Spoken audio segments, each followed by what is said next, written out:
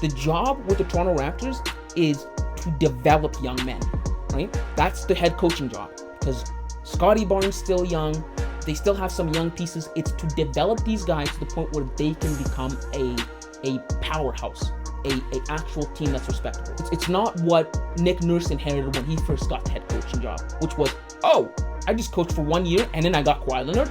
Let's go to the finals, right? It's not that. You have to nurture these guys. And that's where I'm kind of understanding, right? Because who is the only person that can teach a man how to be a man? A man, right? And I know that sounds misogynistic, but I do see this both sides of the argument, right? One being it's very misogynistic, it shouldn't, right? And then one being you kind of need a person who's going to be able to lead these boys to becoming men, to nurture them to become the players they're going to be. But my opinion on this, regardless of those arguments, is this. I wouldn't be disappointed if Becky Hammon were to get hired as the next head coach. Why? Because I'm a big proponent of hiring people that are competent at what they do. I'm a huge supporter of a meritocracy, and that is basically judging people or hiring them by the content of their character or their merit.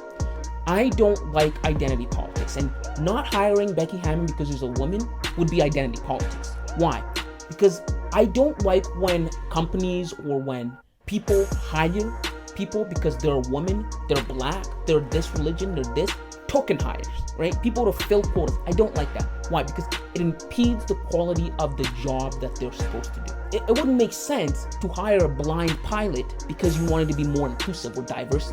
Because his job depends on him being competent and being able to see what he's doing, right? So I'm a huge proponent of meritocracy. And from what I've seen from Becky Hammon, I've seen she has a huge track record of being around the game. She has learned from some of the greats from the game, Greg Popovich.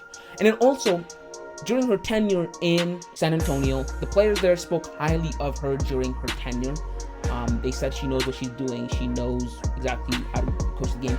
But also, I want you to take that with a grain of salt. Why? Because if there were certain players that were in the San Antonio organization that didn't agree with how she coached or didn't think she was adequate for the job, they couldn't have actually said their opinion. Why? Because the cultural environment that we live in right now would absolutely cancel them. They would chalk up their criticism of her to just being misogynistic, even if it was valid, and they would get canceled and they would get backlash. So take that with a grain of salt. But from what I've seen around the people she's been around, right, I think she is competent enough to do the job.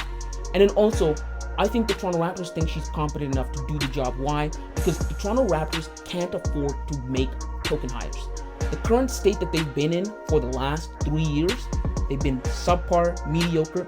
They need someone who's going to do the job correctly. They need someone who's going to be able to take them to where they need to get. They can't afford to hire based on skin color or gender or stuff like that.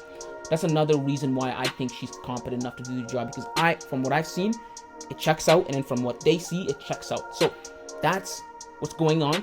But also, it's not a guarantee, it's not a lock that she is going to be the next head coach of the Toronto Raptors. Why? Because she's just one of many candidates for the job. They're just going to interview her and see if she fits the bill.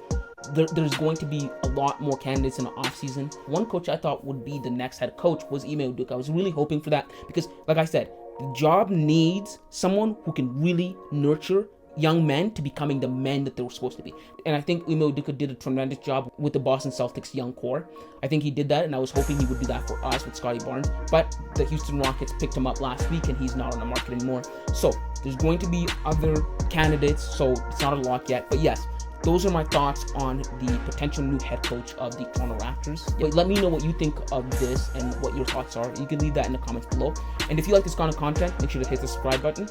Thanks for watching, and until next time, kids.